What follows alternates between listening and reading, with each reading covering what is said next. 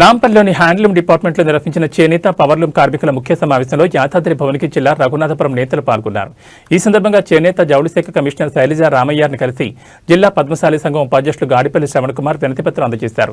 ప్రధానంగా మే 2025తో ముగిసిన త్రిప్ట్ పథకాన్ని వెంటనే పునరుద్ధరించాలని, చేనేత కార్మికుల తరహాలోనే పవర్లూమ్ కార్మికులకు కూడా ప్రభుత్వం 16% వాటా జమ చేయాలని కోరారు.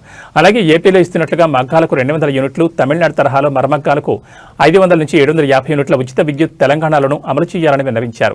కమిషనర్ సానుకూలంగా స్పందిస్తూ ఈ అంశాలను మంత్రి దృష్టికి తీసుకెళ్తామని హామీ ఇచ్చారు. ఈ కార్యక్రమంలో సామల భాస్కర్, సిద్దిరాములు తదితర నాయకులు పాల్గొన్నారు.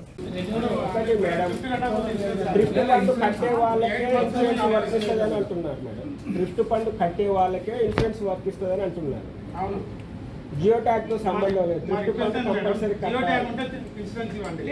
పవర్లూమ్ లో ఆ ఎక్సెప్షన్ ఒకటి మనం చేయించాలి. Because they we have not been able to solve the matter.